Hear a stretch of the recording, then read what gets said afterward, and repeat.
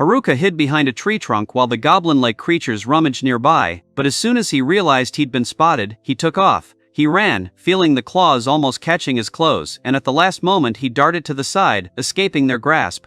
Afterwards, the young man, catching his breath and feeling sweat trickle down his back, thought about how he walked this world alone. Then he caught himself in a strange feeling of gratitude for having no one around to answer for. Meanwhile, in class, the boy was telling everyone he'd been reading a book during recess, and gradually transitioned into explaining why he'd ended up alone in another world. He began with the very day he'd been unexpectedly transported. Then the realization dawned on him that he'd been a loner before, and that hadn't changed at all. He mentally snapped at the invisible voice, demanding that it stop calling him a loner, even though he knew perfectly well it was true. After that, he frankly admitted to himself that he wanted nothing to do with his classmates, especially the bullies who kept him from reading. Meanwhile, a group of students nearby were chatting loudly and laughing, completely discouraging him from joining their company.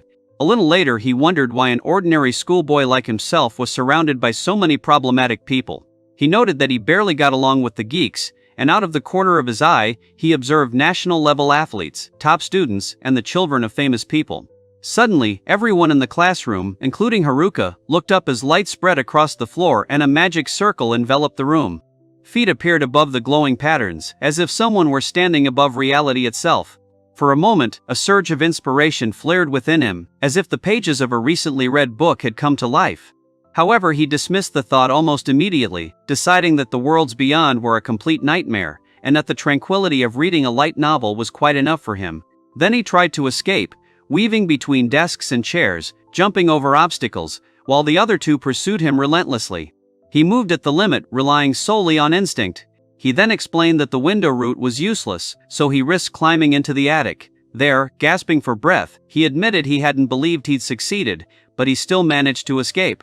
Finding himself on the floor, the boy suddenly realized he was sitting in a completely white room. This realization came suddenly, evoking a feeling of unreality. He began to wonder why no one had appeared yet, and the cliched images of a fat king or a dazzling princess that fantasy lovers so love to dream about came to mind. Then he noticed an old man and wondered if he was simply lost or if he, too, had ended up there by chance. The old man, meanwhile, was looking around in confusion. The boy instinctively asked if he'd had lunch, and a moment later the old man seemed to finally grasp the situation and began to protest, demanding an explanation. He finally declared that this wasn't another world at all, but a nursing home. After processing what he'd heard, the young man decided his interlocutor had somehow read his thoughts, and was surprised by this. The old man immediately denied the accusation, and Haruka calmly concluded that this was likely the intervention of a deity summoning people into white rooms. After this, he made a sarcastic remark, calling the old man a self-proclaimed senile fool. In response, the old man flared up, vehemently denying such remarks and demanding to be heard. The older man then asked if the others had already departed for another world and why the boy wasn't in the main summoning room. Haruka explained that he was elsewhere, and the older man clarified that the summoning had been a group effort. Then the young man suddenly announced that he had guessed the reason, surprising his interlocutor. When asked about his escape, he confidently replied that even the gods were not omnipotent and could overlook small details. After that, Haruka responded to the remark about running away, and a girl appeared next to him, remarking that since he was there, everything was fine. A third figure added that the others had already prepared and left, but he still had a chance to join in. Finally, the old man asked him to choose his skills, and the boy couldn't help but imagine himself a hero. Then the old man clarified that the rule was, whoever gets it first gets the advantage. Haruka was outraged when he was called an old man, loudly declaring that he was, in fact, a god. His irritation spilled over into a stream of indignant thoughts about why that was the first thing they said to him. Then the dark-haired man made it clear he wasn't joking, and grabbed the older man by the robes. The older man immediately became indignant, demanding that he stop being rude and accusing the young man of using hackneyed cliches. He then quickly asked to see what normal options remained. After that, a huge glowing screen filled with lines of text unfolded before Haruka's eyes. He thought with irritation that even as a god, he never expected to be controlled by a collar and someone else's rules. The young man then dryly declared that there was essentially nothing useful there, and the old man nervously admitted that he hadn't even read the skill descriptions. Despite this, he decided to take a look, while Haruka noted that the list seemed excessively long. He was then informed that he had 50 points available to distribute his stats, or he could roll the dice. He immediately figured that boosting his luck was the standard route, but decided against rolling, reasoning that the maximum would still be 12 with double sixes. Looking through the available items, he noticed that there was no personal equipment left and only 100 pieces of resin and A kit were available. The idea of Chak and contact lenses for 30 points seemed frankly ridiculous and overpriced to him. He then wondered if the art of the cane meant mere blows with a stick, and whether it was even possible to fight like that in another world. At that moment, it became clear that his sword and spear skills had already been completely dismantled. A little later, he began to speculate that accelerated experience, magic, pickpocketing, and clairvoyance were typical cheat codes with no connection to the real world. He listed elements like fire, water, lightning, and healing, and wondered if it was possible to choose something truly interesting after summoning. Turning his attention to the old man, Haruka asked why he'd suddenly burst into tears and looked away. He then sarcastically explained that his characteristics were reminiscent of Horenso from office culture, and sneered at the possibility that in another world he'd become an ordinary employee. He then added that a withdrawn, unemployed man with grandiose titles would still die from the monster and be left with nothing. After that, he honestly admitted that in an RPG, he'd barely be able to get past even the starting village. The old man immediately asked why the boy was avoiding eye contact and not speaking directly, as if he sensed a trick. Meanwhile, Haruka heard a confession that previously, a maximum of 30 people had been summoned, but this time there were 43. In the background, someone called out to him, demanding he not run away and again calling him an old man. Then the boy suddenly announced that he had made his choice. The old man, sweating and serious, replied that since that was the way things had turned out, he was ready to give him everything he had. Haruka then felt completely at a loss when the old man, with excessive enthusiasm, began to coax him into learning all the skills at once, calling him young man and demanding he smile. A disturbing thought flashed through his mind that this was more like a hellish regime. After this, the bearded old man staged a theatrical farewell, spreading his arms wide and shouting out parting words, as if the scene required maximum pathos.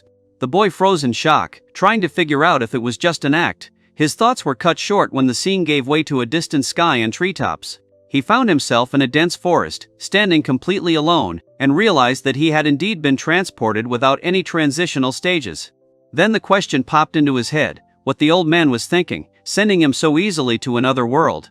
His irritation grew, fueled by the lack of time to prepare and gather equipment, as he'd been living a normal life up until then.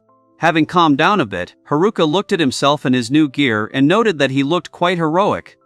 The name Resident A didn't seem so bad, and he decided to take a chance, rolling the dice, feeling a slight tension. At that moment the girl asked doubtfully if the old man was referring to those suspicious cubes. Haruka belatedly realized he'd fallen victim to his trickery, and irritation flared within him. When the dice came to a stop, the letter M was clearly visible on both sides. He stared at the result, unsure what it meant or what significance lay behind the symbol. Haruka grinned with feigned ease, deciding that the whole thing was just a good, honest-to-God joke. Meanwhile, his interlocutor cautiously hoped that the letter didn't signify a minus or something perverse, and asked a perfectly practical question about how the parameters would be distributed from now on. After this, Haruka admitted without hesitation that he was betting entirely on luck, as he saw no chance in his own strength. A follow-up question immediately came from offstage, asking how much exactly he intended to invest in this statistic. Then he made his final decision and channeled all his available points into luck, even though a nagging feeling remained inside. The voice urged him to make his choice, and Haruka mentally drew the line, deciding that even distribution was simply useless for him. He then carefully examined the status screen and noted that his luck meter had reached its limit. The remaining skills with names like withdrawal and uselessness looked dubious, despite their number, and didn't inspire much joy. A little later, he tried using his control skills to control slimes, but two nearby figures refused to join his farming group. Some cited invitations from friends while others politely declined. Haruka was stunned by what was happening and couldn't help but think it all felt like a living nightmare. He remembered again that he had always been a loner, and, gritting his teeth, he decided to move on while his potential partners were already getting ready to leave. Left alone, he realized his entire class had been transported to this world, but no one he knew was in sight. The forest clearing only emphasized his loneliness. So he decided to figure things out on his own, setting out to find shelter and build the perfect home. The thought of food fueled his confidence that, if everything went well, he'd become even more powerful. The dense foliage obscured his view, and Haruka began to worry about how he'd survive with his only talent, the ability to doze off at any moment. At that very moment, something crept up behind him, making him wary. He quickly pulled out his bag and excitedly announced that he'd received contact lenses from the old man himself.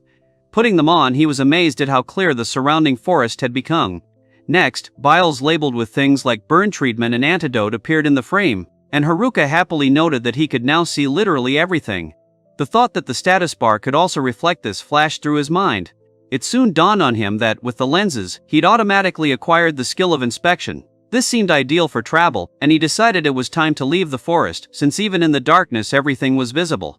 Using his visual inspection, he noticed that his perception had become unusually clear, and finding what he needed became a simple task. The observer nearby did not hide his surprise and curiosity. Then Haruka stopped and pointed to an object in the thicket, identifying the mushroom as edible.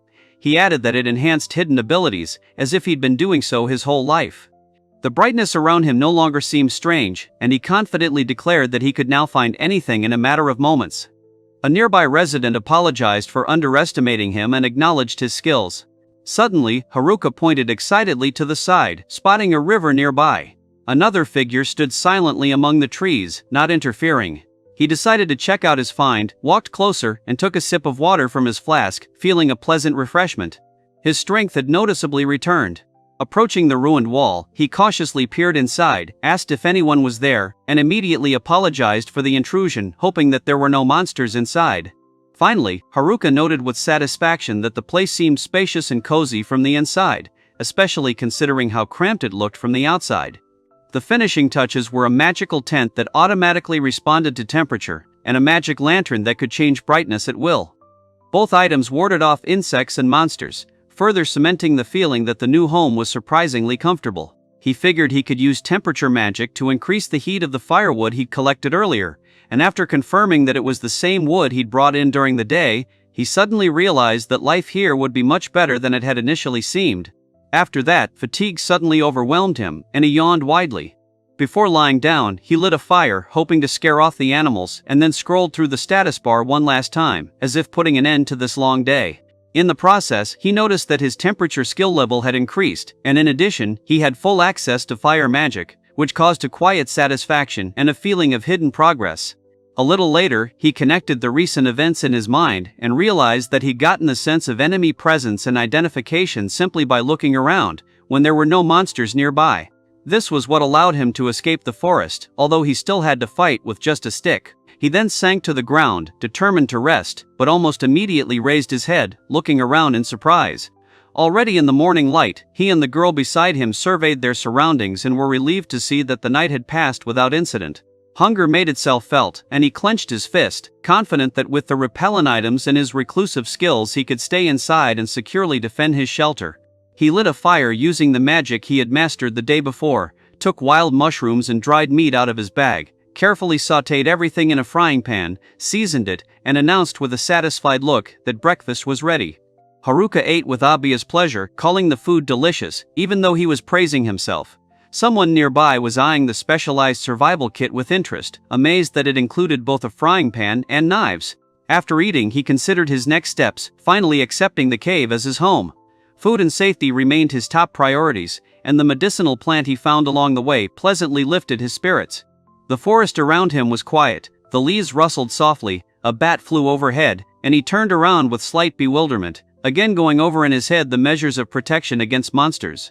Soon 2 goblins appeared between the trees and, adjusting his gloves, he noted that it wasn't just them who had come, but a pair at once, as if testing his strength. One of the smaller creatures panicked, clutching its head, and mentally calculated its chances against a stronger opponent. Its status showed level 8, 36 health points, and 4 mana, which was higher than expected. He decided that even if there was no turning back, he would have to fight anyway, and since he hadn't been noticed yet, the moment for a surprise strike was perfect. Gripping his weapon, he convinced himself this was his chance. He rushed forward, counted 1-2 to himself, and struck his sword at the nearest enemy, causing him to spin around and stagger back. He immediately spotted a second target and briefly acknowledged that the enemy wasn't alone. The small creature rushed forward with a screech, filling the space with noise and sudden movements. He calmly blocked and responded with a series of precise, repetitive movements, finding the attacks easy to read and throwing his opponent away time after time. Then came a sharp lunge forward, and a powerful blow sent a wave of energy toward the target. He remained standing still as the remaining force dissipated around him. Assessing the first battle, he admitted that there were plenty of opportunities for improvement, but he breathed a sigh of relief. The enemy had done most of the work himself, meaning the result could be considered satisfactory. Later he ate in silence, feeling tired more in his head than in his body, and in between times he examined the club he had taken from the goblin as he stood by the simple wooden door. Finally he sighed heavily, and decided the wooden club he was using was too heavy and short to be of much use. Checking his status again seemed like the most sensible next step. He grinned widely, barely concealing his joy, and mentally noted that the level had finally risen, as if all the risk from yesterday had been clearly confirmed. Almost immediately he realized that his growth had been far greater than expected. His status indicators had more than doubled, and his luck had reached its limit, causing him to be surprised by his own speed of development. Then his attention was drawn to his staff skill, which had suddenly risen to level 2, even though he was only punching and swinging without putting anything special into it. After that he sat down on the ground with a distorted face and stubbornly decided that nothing strange had happened to him and the goblins had definitely not dragged him away anywhere, even though one of them looked as if his sensitivity had noticeably increased.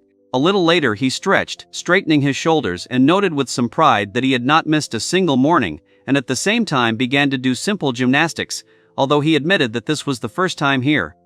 On the third day, the fatigue became more noticeable, and, looking down, he thought that he was already quite tired of mushrooms, despite his recent dreams of normal meat.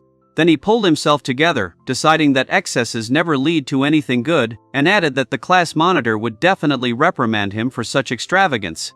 After gathering his thoughts after sleep and satisfying his hunger, he decided that first of all he needed to strengthen himself and test the new level, since protecting the house from more dangerous creatures was becoming a priority. He then moved abruptly in a series of 3 quick actions, and a description of magical gathering which accumulates mana, strengthens the body, and increases both physical and magical defense, popped into his head. At the same time, a scene flashed before my mind's eye, a crowd of girls rushing excitedly to the corner of the magic gathering, snatching up items, and someone's voice praising the skill for its effectiveness and benefit. This thought only made him exhale heavily, deciding that if such skills had been given to him anyway, then the White Room would have seemed like an unnecessary stop, and he could have immediately found himself in this world. As he examined the inventory, he wondered why each item, be it leather boots, gloves, a stick, a cloak, or lenses, had a question mark attached to it, and noted that his ability to inspect had improved again. After this, he enthusiastically declared that the forest clearly favored him, and, deciding not to delve into unnecessary doubts, he suggested going outside and practicing magic. However, clutching another mushroom in his hand, he caught himself wandering around in search of food instead of training, irritably wondering why mushrooms were in abundance, while meat didn't seem to grow on trees. Taking a deep breath, he activated Magic Gathering, and an observer from the side noted that the skill actually worked without a hitch. The body rushed forward with astonishing speed, and in flight it felt as if he was almost teleporting, so light and obedient it became. The realization came instantly. His agility was at an unexpectedly high level, and the difference became obvious when several arrows flew past him without hitting him. Soon, an 11th level goblin appeared who, noticing the danger, ran away, and even by the feeling it was clear that this opponent was stronger than the previous ones. Without hesitation, he attacked both creatures at once, confidently deciding that they were no longer his rivals, and delivered a series of blows with his sword. And after the fight, the question flashed through his head whether he had really become much stronger than yesterday, leaving a strange mixture of surprise and cautious doubt in his feelings. He carefully examined the glowing wooden stick and noticed that the effect of the Magic Gathering was even spreading to it, after which the thought flashed through his mind that the changes might have already begun on their own.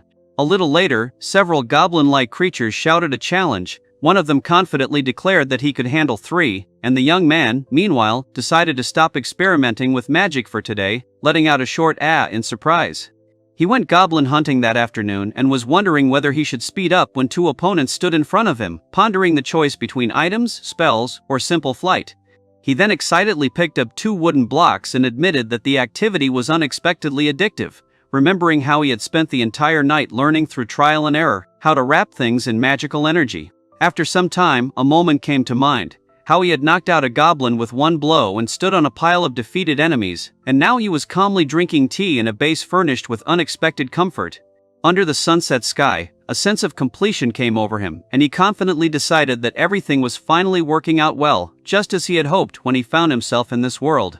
After that, he joyfully announced that it was time for meat, the first in a long time, and, breathing heavily, caught the small creature, which protested and asked to slow down, while doubt flickered in his head whether it was a goblin at all. Meanwhile, a group of classmates stood nearby with confident expressions on their faces, and an alarming rustling sound came from the forest thicket. He immediately noticed the hooligans among them and thought with annoyance that of all the possible people, they should have been the ones nearby. Hesitating whether to intervene, he nevertheless listened to the conversation, remembering that he was sure that they had long ago left for another world.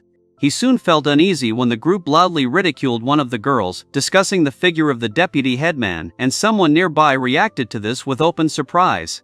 Under the moonlight, the boys continued to laugh. One sarcastically remarked that she was probably waiting for his return, another found fault with the word probably, and then someone finally suggested that they go their separate ways. He noticed the group starting to leave, and was relieved to think that they were finally disappearing, deciding that such conversations were much harder to listen to than even the director's boring speeches.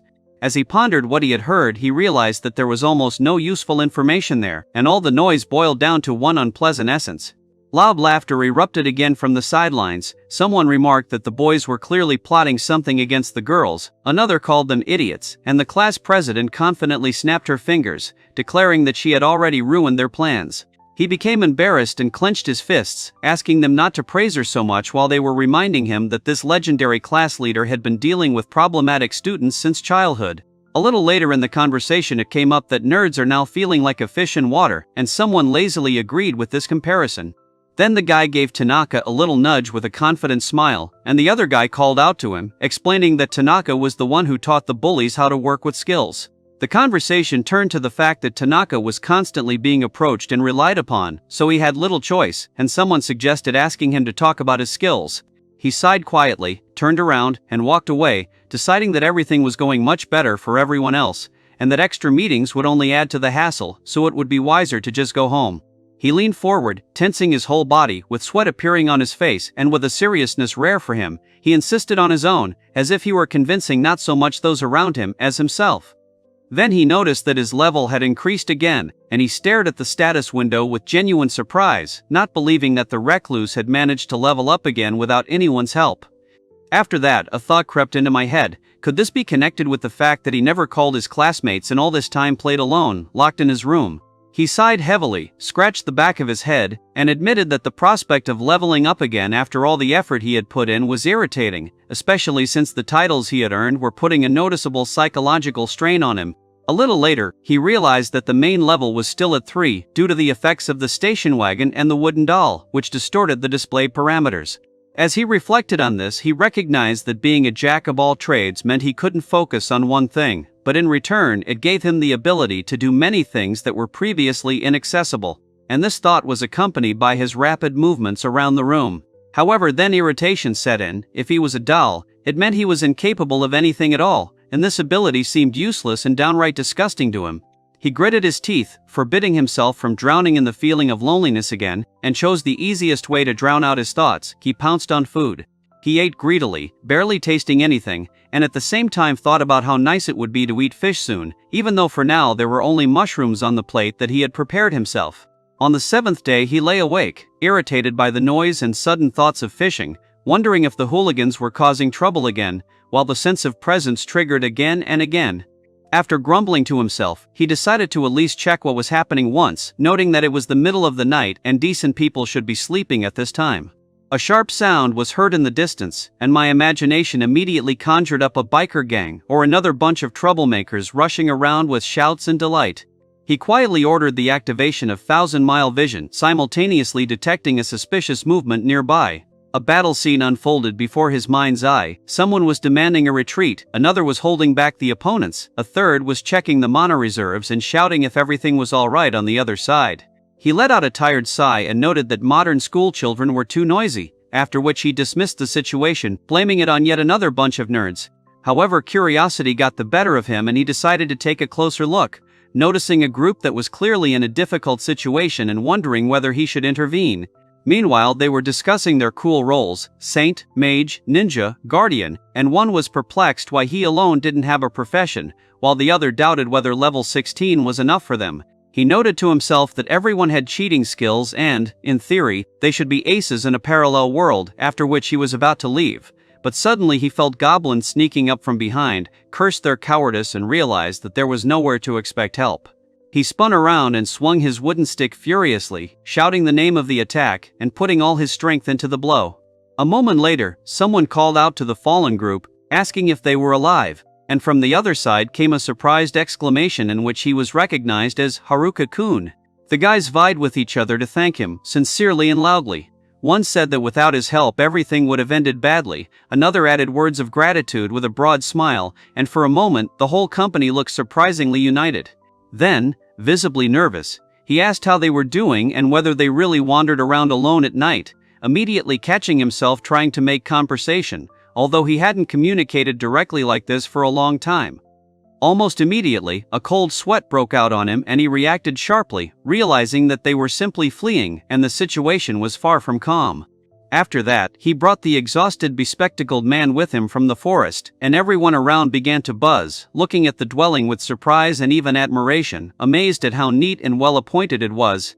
Haruka silently accepted the remark that he was doing everything alone, and someone immediately complained about the unfairness. The place was too spacious for a single person, after which they were asked to be quieter due to the increasing noise. Then one of the guys, with a mischievous grin, offered juice, someone agreed to try it, and a third looked warily at the strange color of the drink, suspecting another experiment. A little later the two were calmly sipping a drink, praising the sweet nuts from the forest, and Haruka explained that he found them while following a bird he wanted to catch for a roast, calling it a blessing from the forest.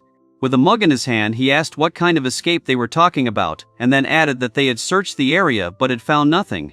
After that everyone sat down and began calmly retelling the week of classes he had missed, sharing events, and gradually making up for lost time in a warm, almost homely atmosphere. Meanwhile it became clear that the entire class had been transported to the forest, causing the bullies and taunting girls to raise a ruckus, while the rest either tried to explain what was happening or were at a loss from fear and irritation. Meanwhile the nerds were busily checking their status windows, skills and equipment, while the headman kept her cool, deciding that slight confusion was perfectly acceptable in such a situation. Suddenly a wave of monsters rushed towards the group, causing everyone to become wary, and even the reliable headman was momentarily stunned, until someone noted that the others had held up well up until that moment. The girls began to cry even louder. One tried to calm them down so as not to attract more creatures, and the bullies froze, turning pale, until a decisive action put an end to the confusion. Then the nerds confidently prepared for battle, the athletes rushed forward with fury, and the silent group without further ado hacked at the goblins, making the situation tense and difficult. When it was all over, the village chief, having come to her senses, led everyone to the safe riverbed, and Haruka noted to himself that, despite the passivity of many, no one had been hurt. Later, the nerds were the first to light a fire and pitch tents, admitting that they had been secretly practicing survival skills, which sparked debate about whether this was stupidity or foresight. A few days later, when everyone had calmed down a bit, the conversation turned to the slow progress, and one girl remarked that things would go faster if she were in charge, after which they began to distribute the duties, cooking and gathering supplies. During the discussions, the class president often turned to the nerds for advice, gradually uniting the class, and someone jokingly suggested calling her class president Sama, to which she calmly agreed. The general mood noticeably improved, people began to feel united, and there was a cautious but real feeling in the air that, with time, everything would definitely get better. However, towards the end of the day, the girls started grumbling about setting up the tents, complaining that they were doing it and not the guys. One admitted that she couldn't do it, and the other immediately called out to her, asking her to be patient a little longer. One of the girls stubbornly declared that she was not going to do this, abruptly refusing, but the other, without unnecessary emotion, noted that she was also doing this work, and suggested that they join forces to get everything finished faster. Haruka tried to call everyone to join action, but in response there were cries about how the nerds were already pulling everything on themselves, and soon a noisy, disorderly crowd had gathered around the class president, with everyone shouting over each other. Under the pressure of the voices he became confused, asked her to stop and not put pressure on her, but then, as if he burned out, he briefly said that all this was pointless, and the conversation completely fell apart. Watching this he bitterly admitted that he frankly felt sorry for the headman, and someone nearby quietly added that the situation was becoming oppressive and unpleasant. After that, everyone sat right on the ground in awkward silence until two cheerful guys advised Haruka to slow down, noticing that he was getting too carried away with the juice and it would soon run out. The girl said thoughtfully that someone simply couldn't take it anymore and ran away, and at that moment the guy gave her a hard look, asking directly if that wasn't what worried her most, that the headmistress would be left alone. Then one of the guys tried to explain that the hardest part was still ahead, and no one was actually running away. But he was immediately interrupted by the others, irritably demanding silence and attention, declaring that the real problem was the people themselves. The words about the new memory caused a mixed reaction in the group. Some did not believe it, some frowned, and the rest looked at each other, not knowing what to say. While some of the students complained of boredom and fatigue, the headmistress continued to work without stopping, and the nerds, despite the pressure, continued to fight monsters, get food, and guard the camp. Then there was talk of someone developing dangerous skills like charm and puppeteering, and one of the observers explained that he had seen them being acquired back in the White Room, so he had raised the resistance level in advance. Meanwhile, the bullies became noticeably more active, practicing their skills right outside the camp, and it soon became clear that some people began to behave differently, so much so that their essence was guessed without words. The nerds who were watching them overheard loud conversations about creating a harem, where they were discussing the humiliation of the headman out loud, and someone doubtfully wondered if this was just cheap bravado. To thwart the plan, they immediately warned the headmistress, who, gulping, firmly decided to also start leveling up, briefly wondering whether participating in battles was considered a violation of the rules. A few days passed, and the bullies actually gained the charm and puppeteering skills, celebrating with delight, with someone sarcastically remarking that at least they were finally starting to do something. Soon the headmistress appeared unexpectedly, and the excited students shouted for her to run, while several bodies were already lying on the ground, immobilized and unconscious, wondering who was in front of them. That night, when the plans with the slave harem finally failed, the bullies were thrown out, and one of the guys asked if there would be any more problems, to which he was met with angry shouts accusing him of hostility towards women. However, taking advantage of the gap in the defenses, the bullies tried to attack the camp, shouting threats and luring the others outside until someone yelled at them to stop acting like real scum.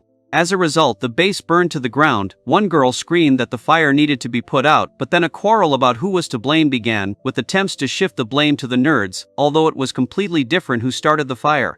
Even though the class reps group came to their defense, the nerds were still expelled from the class, and Haruka watched from the sidelines, maintaining a surprisingly calm expression. At the end, he apologized to the two boys for all the hardships and ridicule, and then with unexpected enthusiasm announced a mushroom feast that evening, while the others remembered having eaten the same thing for breakfast and lunch.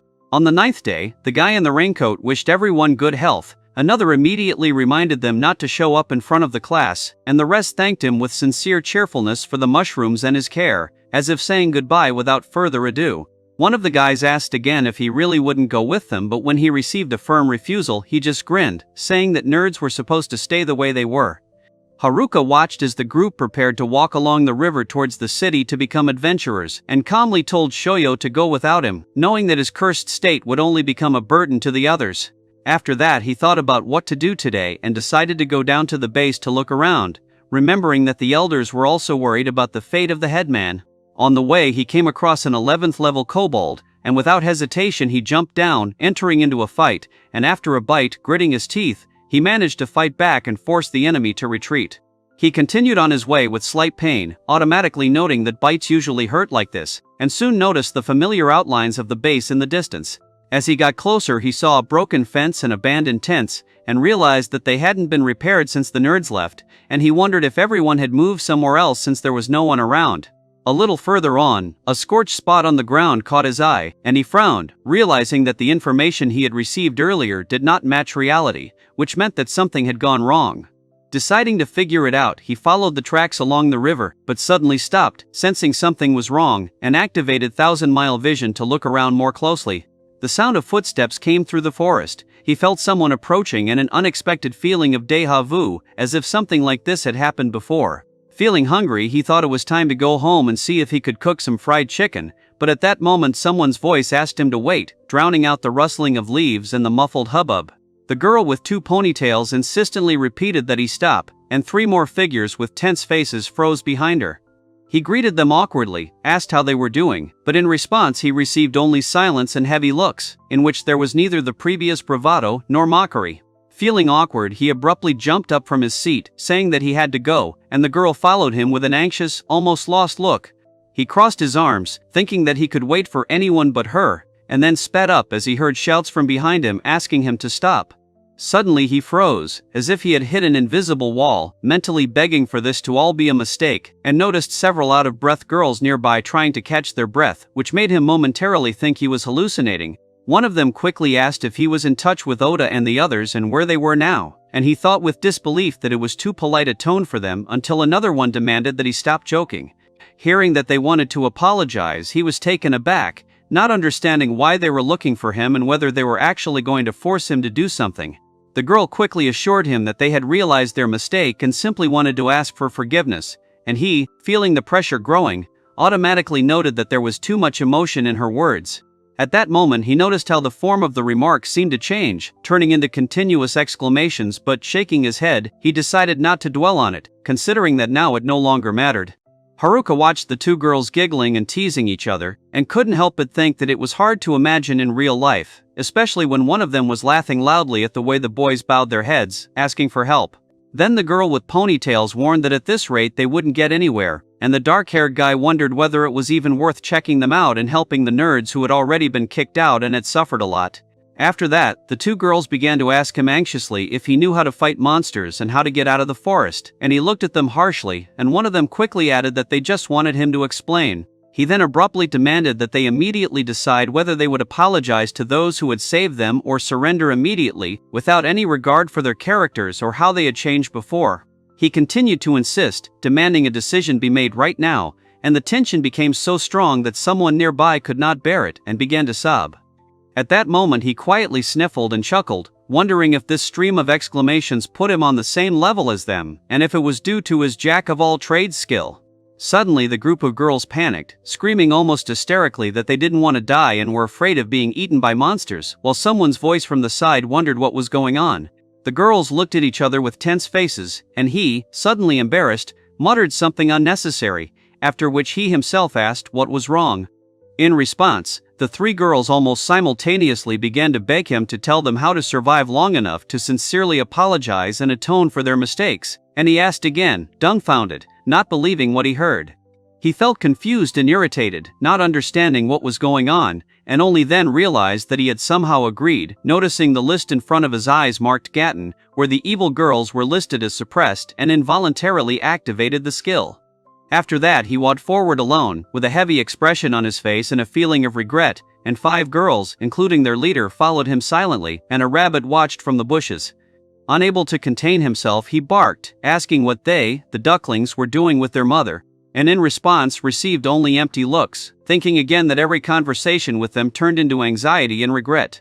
The other 2 girls watched from the sidelines, whispering how the others' eyes had become eerily empty, comparing them to fanatics, and one of them remembered how the enemies were first quietly weakened and then finished off.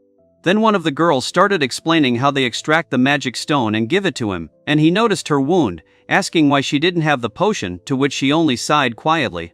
Soon he shuddered at the disgusting smell, and he realized that the object was made of mushrooms, after which one girl calmly splashed the liquid on it, while the others silently watched, holding the vessel.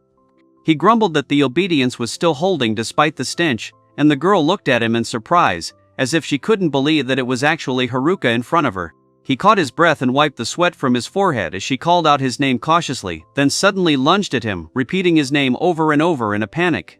He grunted softly, trying to break free from the subjugation, and she noticed him mumbling something, wondering why he suddenly started reading something and whether he could even hear her.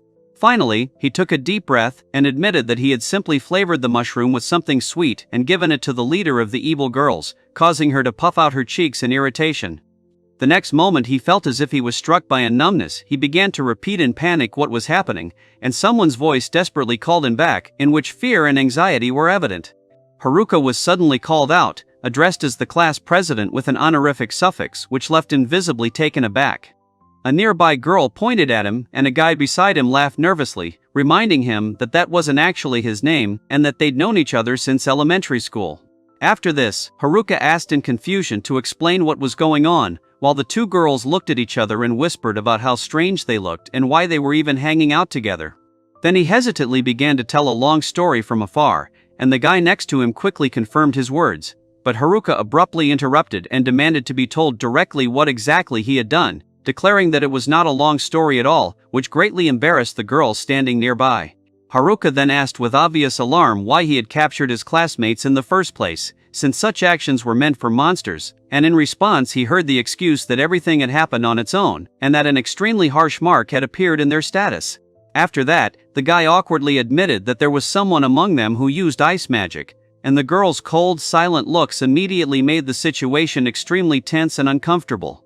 Meanwhile, he cheerfully announced that he was going to return back today, but the girl standing behind him immediately became alarmed and began asking where he was going to go. He thought with irritation about what it must be like to be a shut-in and be scolded by everyone, while the girl with long hair checked to see if Shimazaki was okay, and she confirmed with relief that she was fine. The next moment, Haruka gave a stern look and ordered everyone to sit quietly and not go anywhere, while one of the girls decided to ask Shimazaki-san about what happened, and nearby, one guy froze in shock and another quietly burst into tears.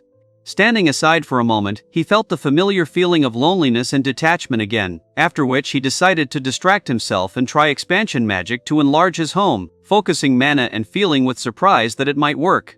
However, Haruka soon noticed with amazement the boy stuck in the ground and desperately calling for help, and could not help but shout out why he was underground in the first place while he awkwardly begged to be pulled out.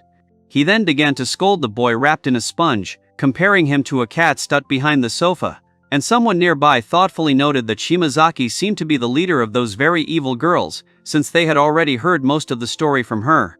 Then Haruka suddenly became serious and sincerely thanked him, bowing low, and behind him, his friends bowed as well, and one of the girls admitted that he really helped everyone, from Oda's group to Shimazaki herself. Almost immediately after this, Haruka irritably stated that it was because of him that everything was taking so long, and the guy hesitantly asked if he could go back already, doubting whether it was even appropriate to say this now.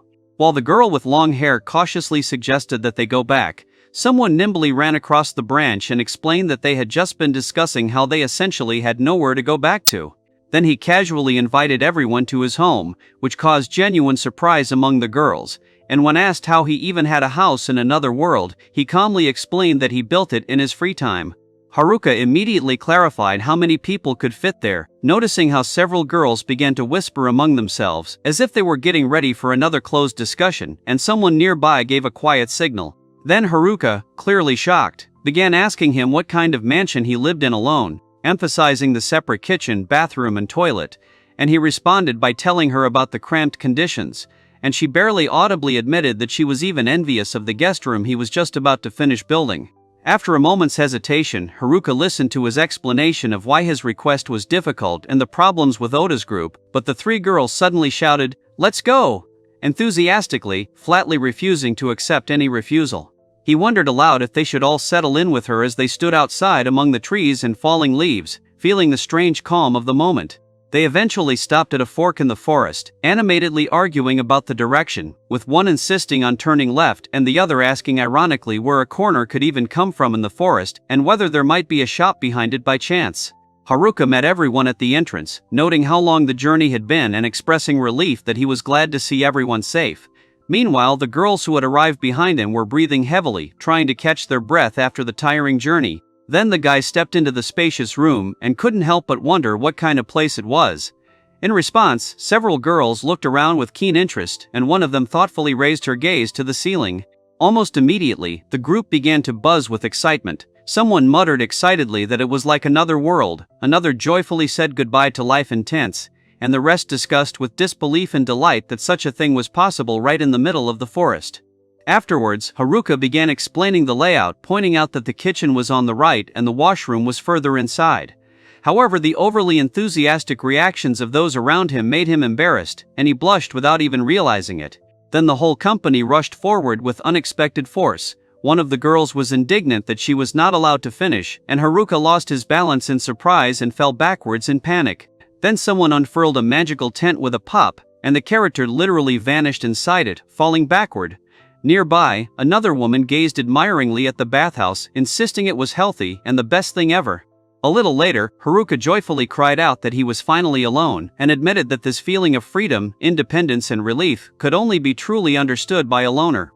Then he laughed and added that he could never stand living in the same room with 20 high school girls for any length of time, no matter how much the circumstances prepared him for it. Meanwhile, the class representative, visibly nervous, explained that after Oda and his group left, the others had also scattered in all directions, which had been a source of great concern to her. After finishing, she sincerely thanked Haruka for his help as he struggled to sit back down. After that, he muttered that girls were too universal and that it was unfair, and she calmly noted that comfort, normal food, and a warm bath noticeably raised the fighting spirit of everyone without exception. Then Haruka gently assured her that it was she who had been caring for and protecting others all this time. In response, she merely lowered her gaze, admitting that she ultimately considered herself useless. Blushing a little and stammering, the headmistress admitted that she felt somehow different next to Oda and the others, and at that moment someone's palm lightly touched her head. Haruka chuckled softly, explaining that depression stemmed from constantly comparing oneself to those who were supposedly created for such a life, and that the real oddity was the people who had prepared themselves in advance for their summoning to another world. Hearing this, she smiled warmly and said that she felt a little better, adding that Haruka was actually really cool and asked if he knew about it. After a pause, the girl reflected that Haruka, with a house, proper food, and the ability to defeat monsters, seemed even stranger than Oda and the others.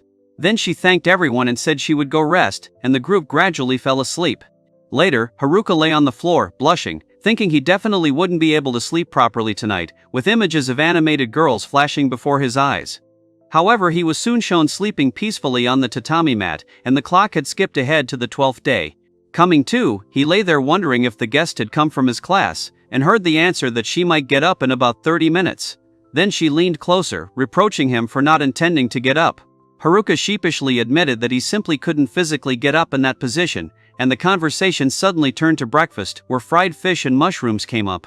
Suddenly, the girl shot up into the air and disappeared into the distance, leaving Haruka completely stunned by such a start to the morning.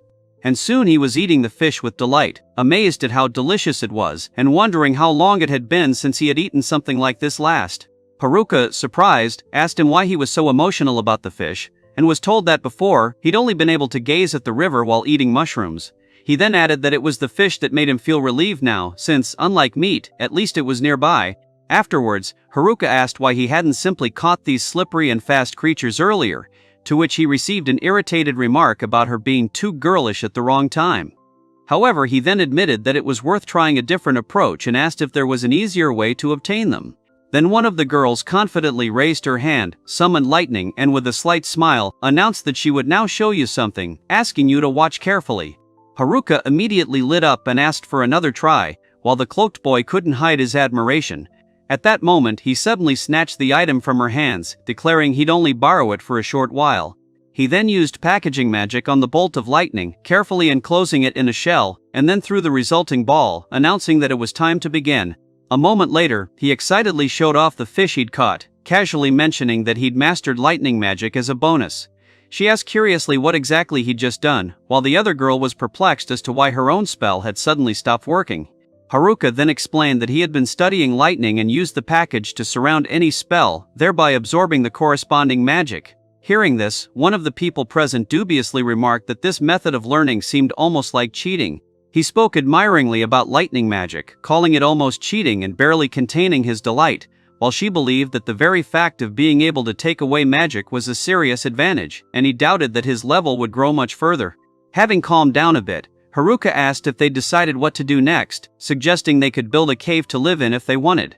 Someone awkwardly apologized and joked that they'd be better off aiming for the Imperial Hotel with its 3 suites. The girl then explained that there was no consensus yet, but most were leaning toward going into town. A question was then raised about whether the bad girls were planning to hunt geeks, and was immediately followed by the retort that they were merely talking about apologies, not a chase.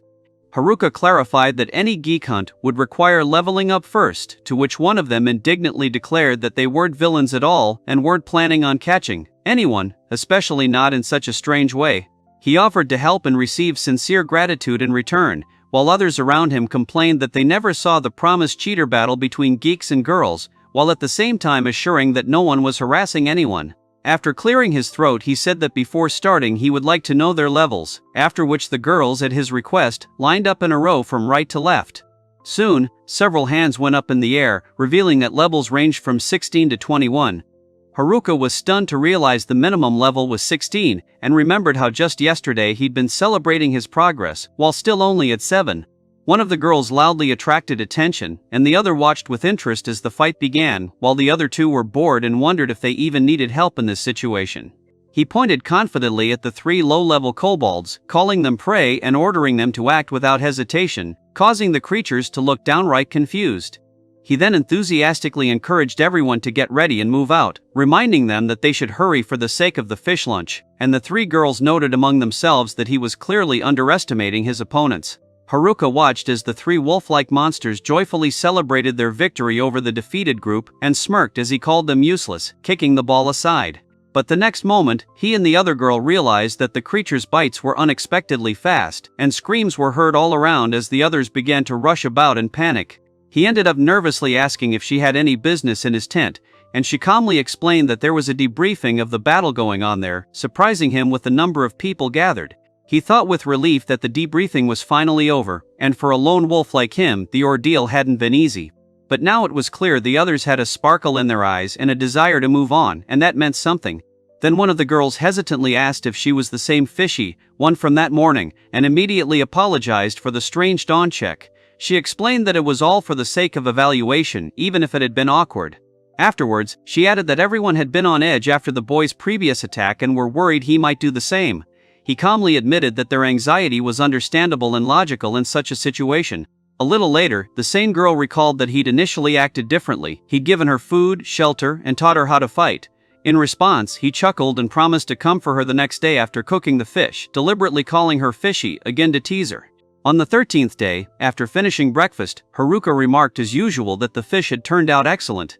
Then, with unexpected enthusiasm, he suggested they go and take revenge on the kobolds, and there were immediate murmurs of agreement from all around. Almost immediately, however, he clenched his fist in irritation, realizing he couldn't shoulder the entire burden again. At that moment, someone quipped at how he'd even thought of revenge after yesterday's crushing defeat. Then Haruka abruptly declared that training was needed first, and only then a rematch. One girl immediately enthusiastically prepared herself for the coming retribution, a boy praised the class leader for his quick decisions, and the other two exchanged glances of noticeable disappointment. Afterwards, the group went into the forest and began training, fighting goblins. In the heat of the battle, one of the girls even wondered if their leader was being too harsh with such a vigorous pace. Soon a squad, featuring a determined girl with a headband and a focused dark-haired boy, came out to meet the confident kobolds. Thus, unofficially, a day of retribution had been declared for them. The next moment, tension hung in the air as 3 ferocious wolf-like creatures rushed forward, one of them seeming to challenge them to come closer. Haruka was already feeling sleepy, while nearby, one girl slept peacefully on the grass, hugging a stuffed animal.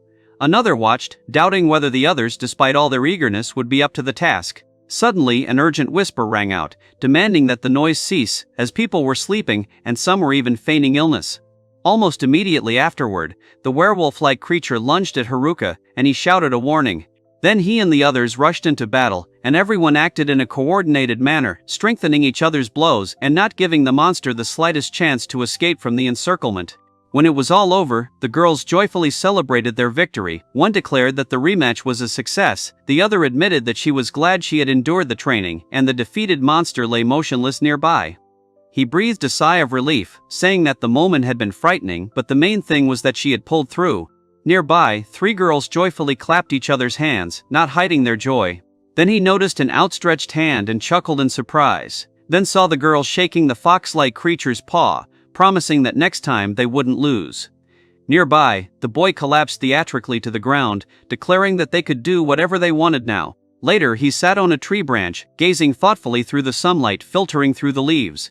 He was mentally plotting how to gradually gain control of the rest of the forest and still advance toward the city. After a while, one of the girls called out loudly to everyone, asking if they had gotten the fish and mushrooms. They responded with confident affirmations, and another immediately urged the group on, declaring that they couldn't stop now. Haruka noticed that they weren't planning on taking someone along, and hesitantly admitted that he'd have to leave some people behind, no matter how much they wanted to go together. An argument ensued over how to fit even more things into an already overcrowded bag. Finally, he cheerfully announced that since everyone was ready, they could set out without delay, and at that moment a thin puff of steam escaped from a tied bag nearby, as if confirming the start of the journey. Haruka and the entire group cheered in unison, and someone announced loudly that they were finally on their way to the city. At that moment, everyone's spirits were high, as if they had crossed a crucial line and were no longer planning to look back. Then Haruka noticed an approaching figure and called out to it, while the other students became even more vocal, clearly excited about the journey and the new events to come. Their excitement was contagious even to those who usually kept to themselves. He looked ahead with a surprisingly calm expression and admitted he didn't know what awaited them next. After that, he suggested they be prepared for anything, because the future in this world was not going to spare anyone. Meanwhile, somewhere nearby, a terrified young man pleaded, insisting he had no special abilities and didn't want to die. In response, a hooded figure slowly extended his hand, creating an oppressive and ominous atmosphere. The group then decided to play it safe and proceed with extreme caution. The girls tiptoed through the tunnel. Meanwhile, a gang of troubled youths was plotting an attack, and some were already clutching their weapons, waiting for the right moment. A little later, he explained that, according to botanists, a monster he hadn't encountered yet was supposed to live in the forest. Hearing this, the girls tensed, and one of them was about to remark that such information clearly meant something. Soon, a huge orc in tattered clothing appeared before them, his image seemingly marked with a level 11 mark. His massive frame and brute strength immediately made it clear he was a serious opponent. He immediately warned the others to stand back and be extremely vigilant, as he was about to face the most powerful enemy he'd ever seen. He was determined to squeeze every last bit of experience out of this fight. Haruka insisted that everyone watch closely and miss nothing, emphasizing that this fight would serve as a useful example for the future. Meanwhile, nearby, a man with a cat on his shoulder prepared to throw a heavy object. He noted to himself that the enemy's movements were too straightforward and decided it would be better to use concentrated magic, as physical strikes were ineffective. Meanwhile, somewhere off to the side, they were wondering where one of their companions had gone. Suddenly, he heard a sharp whistle and was immediately confronted by a massive masked opponent whose blows were frighteningly powerful. The force of these attacks immediately made it clear that there was no time to relax. Almost simultaneously, a wild boar rushed toward the group, and one managed to dodge it at the very last moment. A nearby cry rang out that things had almost ended badly. The next moment, Haruka appeared behind the beast and swung his weapon, striking. He immediately noticed that the creature was beginning to take action, preparing for a counterattack. He put all his strength into the next blow, but briefly thought that perhaps he had gone a little too far, succumbing to the excitement of the fight. The beast's heavy body fell to the ground with a dull thud, and the two girls reacted in shock. Meanwhile, the determined boy wiped away his sweat, and the defeated creature still growled, refusing to give in. He doubted whether the enemy was truly defeated and wondered if normal strikes would even work. Behind him, the girls excitedly reminded him that the enemy's form and reaction were worth remembering as a guide. For a moment, he wondered if it was his own fault, but then he remembered that knowledge usually belonged to those who came from other worlds. After that, he decided to test his magic on the nearest orc. He quickly cast a fire spell, mentally thanking the botanists for the gift, and prepared to release the flames, silently chanting that it was time to begin. The young man noted with surprise that the creature had collapsed so quickly, which struck him as odd. Behind him, the girls peered closely at the result, believing that even magic shouldn't defeat such an enemy so easily. As the sun began to set, someone hesitantly suggested setting up camp right then. The girls, clearly irritated, responded abruptly, making it clear that they'd had enough talking for the day. That evening, the entire group gathered around a large fire, chatting joyfully and enjoying a rare sense of peace. Haruka and the others held food in their hands, and then they settled in by the tent, leisurely finishing their dinner and letting the stress of the day gradually fade. A little later, he let out a quiet sigh and decided that this would be enough for now, even in the event of a sudden threat. He then explained that the tents were protected by magical repellent and that he would use his sense of presence in his dreams to maintain complete control of the situation. Finally, he unfolded the map, planning his route out of the forest for the following day. He then carefully examined the diagram of the river and the marker for their current location, realizing that this new ability had clearly evolved from his inspection skill. This function seemed unexpectedly useful and convenient, as if designed specifically for survival. The next moment, he became wary, thinking monsters had appeared in the forest. But upon closer inspection of the moving silhouettes between the trees, he concluded they were people. This realization brought no relief, but only increased the tension. It then became clear to him that it wouldn't be possible to protect everyone at once from potential problematic types. Meanwhile, a group of 5 strong-looking men, clearly confident, silently approached through the thicket. A moment later, his athletic classmates cheerfully called out to the loner, and he, in turn, reacted with surprise and slight awkwardness, not expecting such a meeting in the night forest. Almost immediately, questions arose about the so-called idiots, and Haruka calmly explained that they were merely talking about brute force. His tone made it clear he didn't consider them anything truly serious. Then several guys surrounded the nervous young man, asking him point-blank why he'd even come there. He hesitantly admitted he'd simply been following some girls late at night, without a clear plan. After this, one of those present mockingly called the four idiots and stalkers, to which they immediately flared up and began to loudly object, assuring that everything was not so. Haruka shuddered involuntarily and, with a nervous chuckle, asked if they were after him, since the conversation had gotten as far. They explained that the goal wasn't to meet girls, but to meet him. The group then let out a loud cry of surprise, and Haruka thought with irritation that people with loud voices were always the worst. Some bystanders even wondered where the noise had come from. He asked why they were hiding from the girls, and heard in response that they could no longer trust anyone. The words sounded hollow and tired, as if they were the result of a bad experience. Haruka then directly accused his interlocutor of abandoning the others during the camp's destruction, questioning who could even be considered trustworthy. The interlocutor didn't deny what had happened, but admitted that after that, he stopped trusting anyone.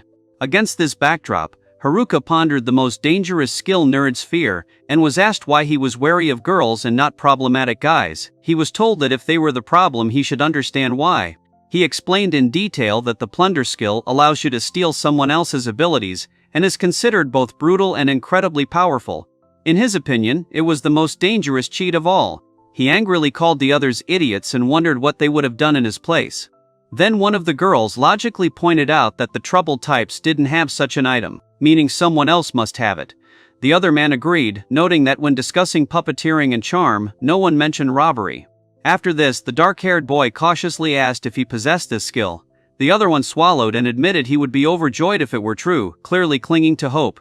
Haruka, sitting astride the dog at the time, calmly replied that he had no such skill, but he did have obedience. The dog immediately barked, and someone remarked that it sounded even worse than robbery. They told him not to worry, even if he had something dangerous, but then warned him to be careful, as they had come specifically because of rumors of a robbery. Haruka curtly confirmed that the threat was real. The group eventually returned deeper into the forest, deciding to hold their ground in case any troublemakers appeared. Someone finally remarked that perhaps the goblin should be talked to, and that the others would have to apologize to the class for the trouble they'd caused. On the 17th day, the group was preparing to move deeper into the forest, and one of the members raised his spear with enthusiasm, loudly calling for everyone to gather and keep up. There was a strange lift in the air, as if everyone was brimming with energy for no apparent reason. Haruka, observing this excitement, couldn't help but wonder if anyone had eaten the suspicious mushrooms that morning. He then calmly explained that he'd long been using his inspection to find food other than mushrooms, and had recently come across numerous herbs with antidote properties. Soon one of the girls cautiously asked for a minute, and he, slightly embarrassed, agreed, deciding that today was his rare moment of luck. He stepped aside, feeling a slight tension. She started talking about those muscular guys, and then he reminded her that they were going to apologize. Hearing this, she became visibly nervous, briefly confessed, and quickly said she was sorry. He almost immediately realized that her ability was robbery and voiced it out loud.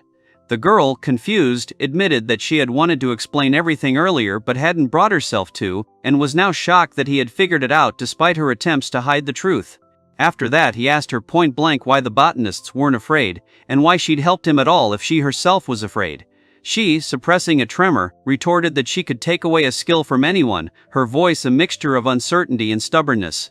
Then he asked why he should be afraid if others weren't, and this question made her freeze, not immediately understanding what he was getting at. An awkward silence followed. A little later, Haruka realized with relief that her dangerous ability hadn't been sealed. When she confessed this, openly tearful, he noticed she'd been crying a lot lately, and worriedly addressed her as the class representative. To this, one of the girls calmly remarked that perhaps this was all his fault. He was immediately taken aback and loudly protested, insisting that he was innocent and had done nothing wrong. They soon decided to take a short break, having traveled further than they expected. Haruka immediately offered them some cheap fruit juice, surprising everyone by even charging for it. Surveying the surrounding area, he noted that the pace of movement had been faster than expected, but that it was still worth setting up camp. He then suggested checking a spot near a flowing river where no monsters were detected, asking the village elder for permission. He asked if she minded if he explored, since the forest seemed quiet. She replied that if it was something safe, he could go, but she still wondered if they should go together. He gently asked her to stay put and set off alone, quickly disappearing into the trees. His steps quickened, his breathing evened out. As he ran, he recalled how far he'd come and, with a slight movement, activated his magic gathering. Then he accelerated sharply, causing the ground beneath his feet to crack. He unexpectedly jumped higher than he'd expected, and was surprised by the result, immediately considering using weight magic to further lighten his body. The idea seemed reasonable. He continued moving, figuring he could soar quite high with a running start, and confidently decided this approach would work. For the first time, it felt like a conscious plan. At that moment, he thought that strengthening his body with magical gatherings had probably saved his life more than once. Almost immediately, a creature burst from the nearby foliage, interrupting his train of thought. He cursed himself irritably, as if he'd heard a mocking shout, and at the same moment he felt the ground beneath him give way. The sound was unpleasantly familiar. Once higher up, he noted that a left turn might be a shortcut, and looking down, he decided to return to the others so as not to get carried away too far. When he reappeared, the girl scolded him for his inept use of his powers, explaining that danger from above is sometimes more frightening than any creature. He admitted that he had tried to fly but failed, and nearby, another boy thoughtfully remarked that in such a situation there was no one to turn to for advice. The boy, with his usual cheerfulness, handed over the juice he had brought, while the girl remained calm and even a little pleased, completely ignoring the small figure who persistently asked to give the drink to the class president.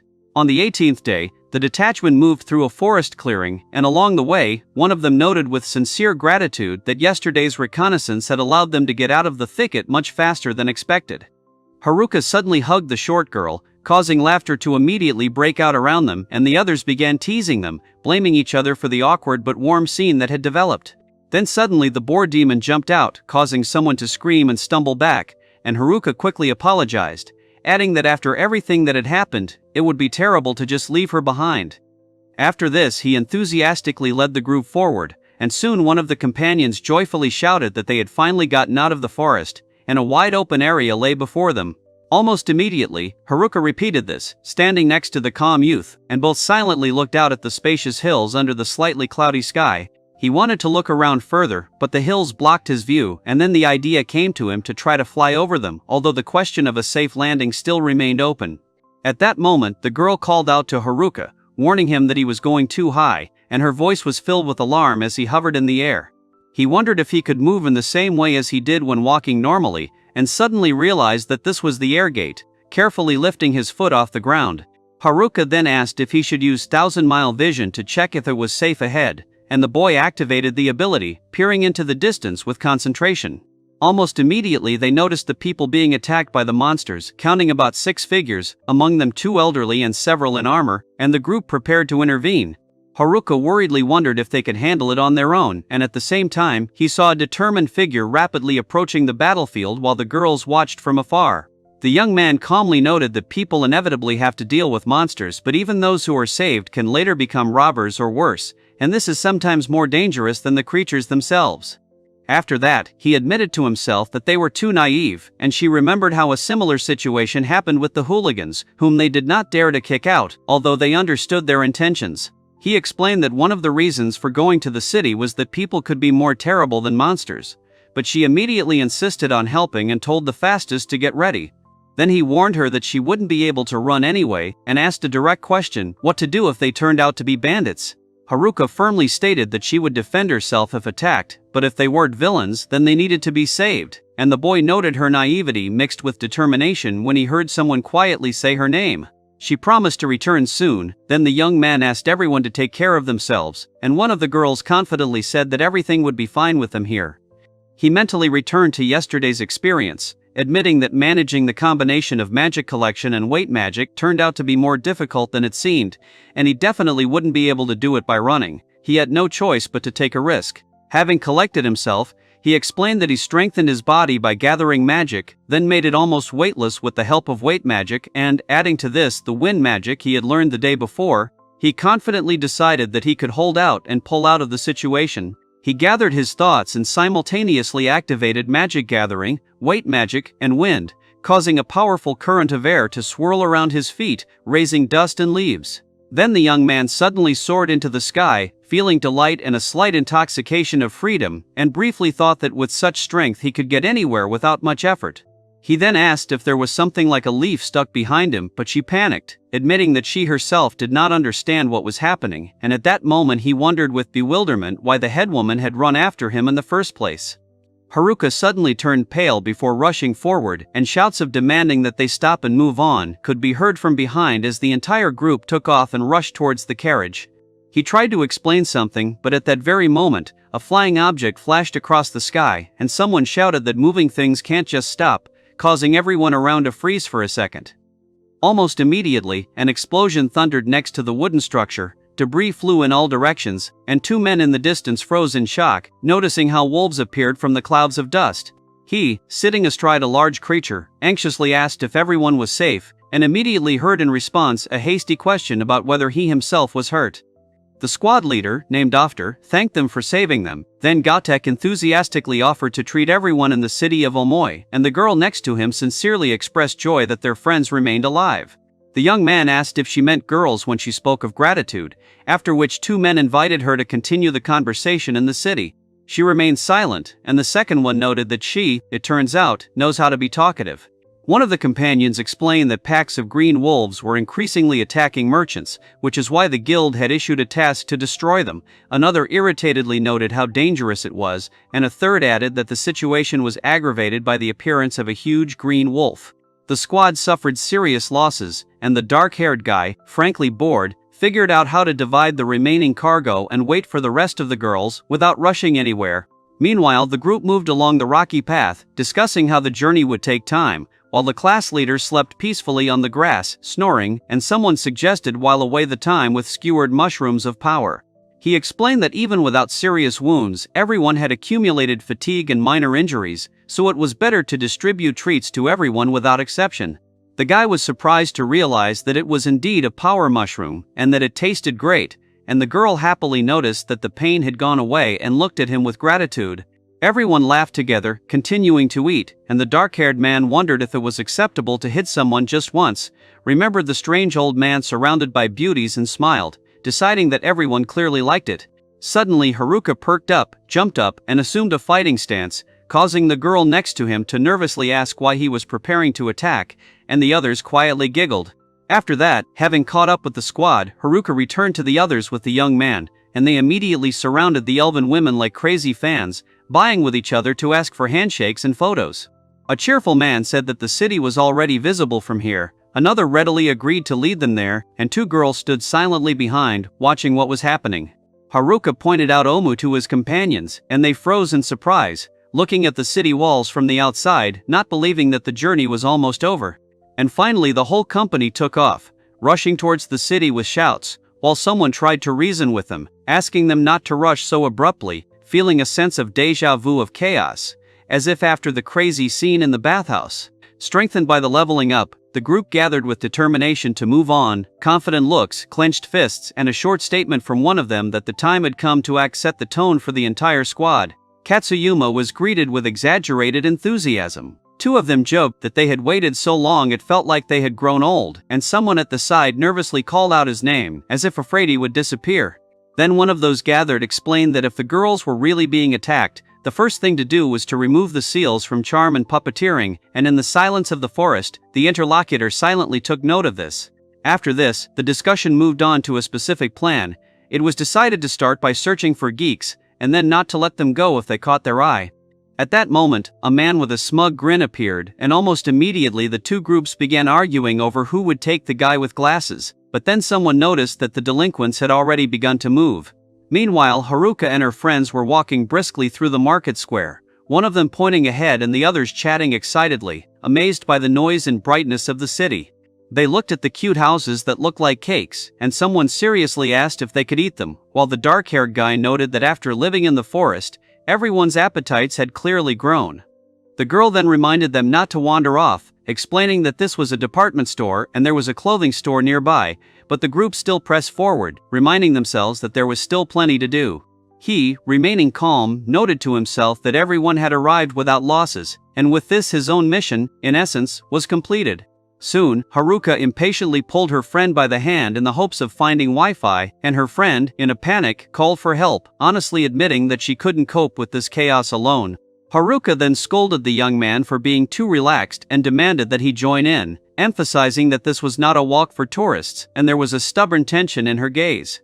The girls responded with an almost military salute, demonstrating that the class representative's discipline had paid off, while Haruka herself looked exhausted, and another participant cheerfully raised her hand, declaring that she also had something to say. They then laid out the steps: sell the loot, register with the Adventurers Guild, and then find an inn, with one of them confidently taking on the role of coordinator. One girl quickly insisted that she wasn't worried at all, while the guy carefully clarified the opposite, and another flared up, asking if they were considered secondary, after which the funny guy suggested finding out how Oda-kun was doing, causing everyone's surprise. Gradually, attention was drawn to the massive guild house, and the atmosphere noticeably grew tense. Someone noticed the nervousness of the old men, while another explained that the cause was a near-fatal mistake due to false information. He looked up at the old building and briefly explained that this was the Adventurers Guild. Haruka briefly imagined a world where organized crime looked like a mob of armed men, then casually apologized and stepped aside as the two prepared to burst in, wondering if they always entered like this. Inside, in the semi-darkness, several men were talking, but when three newcomers appeared, one asked if they were new recruits, another noted their number, and the third smirked and pointed to the only guy in a group of almost exclusively girls. Haruka then noticed one girl calling out to the boy with a frighteningly evil glint in her eyes, while another stood behind her and smiled shyly. And finally the man angrily said that he didn't like that look, to which his interlocutor calmly clarified what exactly had been said, and then coldly replied that for such a face the words sounded too insolent. The three guild members bowed deeply in apology, one of them briefly wondering if the strange contact lenses had caused all this commotion, while the other anxiously ran through in his mind what exactly they might have done wrong. Haruka was told not to stare at everyone around her, after which she herself became nervous, deciding that during training her face might look like a harbinger of disaster, and so she silently sat to the side, following the advice of a calm girl. Meanwhile, he was left sitting alone, feeling miserable even inside the Adventurers Guild, until a lively man suddenly appeared, cheerfully stating that he had kept him waiting. Another visitor then looked around the room and asked in surprise if there had been an earthquake, noticing someone slumped under the table, and Haruka couldn't help but laugh, while a third angrily demanded to know if their savior had been mistreated. The guy calmly explained that as soon as he entered, they tried to pick a fight with him, yelled at him, and started bullying him, after which the young man standing next to him asked if everything was okay, and from somewhere off to the side, a sincerely surprised "really?" was heard. The two men looked around anxiously, checking to see if the bully was hanging around, and at that moment, the armored warrior invited them up to the second floor to discuss the matter related to the Green Wolf. Haruka casually mentioned that the enemy had fallen instantly, to which he reacted awkwardly, even if she said so, and then they walked through the noisy tavern under surprised glances and began to climb the stairs with firm determination. The armored warrior announced that he had brought the right person and would be coming in now, after which he opened the massive door and gestured for everyone to come inside. Behind her, they were met by the head of the guild, standing confidently with his arms crossed, while another man, sweaty and irritated, grumbled that instead of beautiful women, he had again got old men. The guildmaster, stern and bandaged, looked at him carefully and asked if he was Haruka-kun, which prompted him to quickly confirm and feel a strong pressure, internally preparing for a scolding. The man in the cloak thanked the young man and his comrades for their help, and he himself caught himself with a strange feeling, as if he was about to receive a certificate of honor, while the others watched with curiosity. He let out a quiet sigh of relief, deciding that they weren't going to reprimand him, and then remembered that the next plan was to exchange trophies and register, something the man had already addressed to the guys. Then he asked the girls to take care of the guild's registration while he himself took care of selling the magic stones, and she nodded, accepting the assignment without further ado. With a bag over his shoulder, Haruka approached the desired building and wondered out loud about the cost of the loot, while simultaneously glancing at the woman behind the counter and checking if the exchange point was located here. While he was fighting the goblins and the shards were flying in all directions, the girls were diligently collecting everything piece by piece so that in the end, a surprisingly large amount of trophies accumulated thanks to their efforts. For a moment, he imagined himself as a lonely playboy if the money scheme worked out, and yen symbols flickered in his eyes as he clutched the wad of cash. One of the customers came up to sell magic stones, assuring that they were F rank, and the shop employee calmly replied that she would immediately carry out an appraisal and issue an invoice immediately. She asked where to put the goods, and he suggested putting everything on the counter, after which she was worried that the items might spill, but the advice to put them in the center solved the problem, and she began to take out the stones. The man in glasses stood frozen in complete shock as he watched the entire complex crystal structure on the counter crumble to pieces with a crash. In the end, Haruka found himself overwhelmed by a huge pile of papers and asked to postpone everything until tomorrow, while his interlocutor, amazed by the scale, could only ask if this was really not all. He accidentally stepped on the girl's foot, she screamed in pain, and his friend standing next to him immediately flared up, demanding an explanation and sharply asking if he was even going to listen to what they were telling him. Meanwhile, the elderly men began to twirl around joyfully, and those around them quickly explained that their excitement was due to the simultaneous registration of 24 users with cheating skills, each of whom had already exceeded level 30, causing the room to literally buzz. Then one of the girls pointed at him and said it was his turn, which made him confused, while the other casually remarked that Haruka looked like he would make an outstanding adventurer. After this, he enthusiastically expressed his desire to register, rejoicing that he would finally be able to say goodbye to the life of a recluse, and the appraiser calmly replied that an inspection would first be required. Haruka turned to After and Gatek, confidently assuring them that he would definitely become a great adventurer, and there was not a shred of doubt in his voice. In response, one of the girls admitted that compared to him, they were not so good, adding that they were only there thanks to him and awkwardly apologized, looking down. However, the very next moment he turned pale, noticing that his level was only 9th, and the system clearly indicated the requirement for 10th level for registration, and despair appeared on his face more and more. He immediately began to ask confusedly whether something could be done about this rule, but they firmly explained to him that the order was unchanged, first the 10th level, then group training, and only after the 30th, independent work. Realizing this, he dejectedly complained that as a loner he would have to level up to 30 before he would even be allowed in, and the girls immediately gathered around him, some with smiles, some with genuine concern. Then Haruka called out to him like a brother, which made him embarrassed and asked him not to say anything unnecessary, and someone on the side quietly thought that, in essence, he was still an ordinary unemployed person. After a pause, the headman confidently took the initiative, declaring that she would take everyone to the hotel while he came to his senses, and the group behind her unanimously supported this decision. On the way, he was reprimanded for walking haphazardly, and soon the whole company stopped at a hotel recommended by the guild, and one of the girls confirmed that they were there. They were happily greeted by a smiling girl with a badge calling her the face of the establishment, who enthusiastically declared that she had already heard about them from adventurers. He briefly wondered if this was a love hotel, but the girls immediately indignantly rejected this idea, then said goodbye, praising the building for its cleanliness and promising to see him tomorrow. Left alone, he noticed that everything inside looked quite ordinary, decided not to expect much from the modest place and went to bed, planning to exchange the magic stones for money in the morning. Before falling asleep, Haruka looked out the window, wondering where Oda-kun might be, and then the scene changed to the image of a girl sleeping peacefully with a pillow pressed to her chest. On the 19th day, he gathered everyone and announced that, according to the administrator, there was important information, and this immediately aroused curiosity and surprise. They explained to him that the city was quite safe and had everything necessary for life, so he could stay longer, but he, chewing, only complained about the lack of a bookstore, his only outlet. One of the girls asked if they were talking about people in similar clothes, received confirmation about 4 men who were often there, and several people immediately decided with relief that Oda-kun was okay.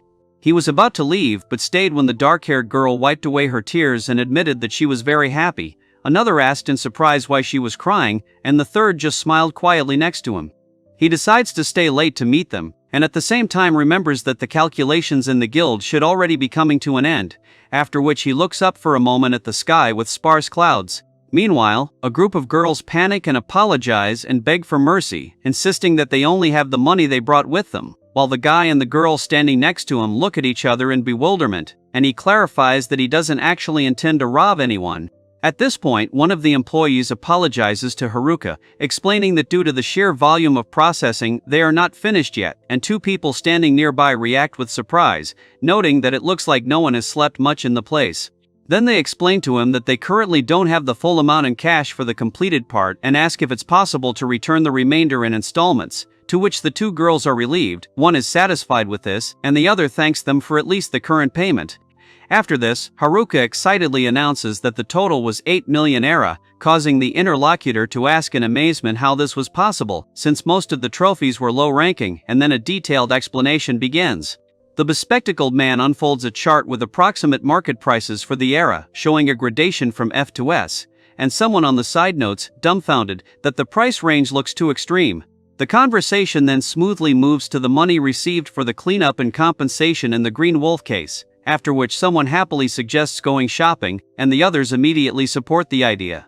Haruka asks where exactly they are going, hoping for advice, but is met with a familiar address that confuses him.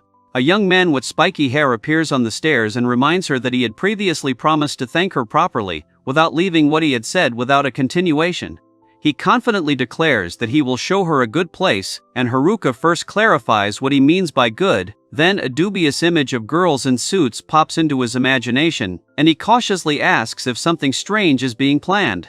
Blushing and embarrassed, he already imagines the shop as a place where beautiful women will be too close, but the attendant calmly asks if this is normal in daylight. In response, he names the destination as a backwater weapons shop, to which Haruka irritably grumbles about useless old men, clearly disappointed in his expectations.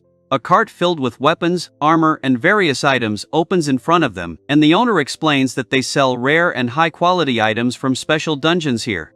The dark-haired guy remarks that such goods are precisely aimed at loners like himself, while the conductor assures him of the reliability of the assortment, despite its dubious appearance, and someone in a hood nods gratefully.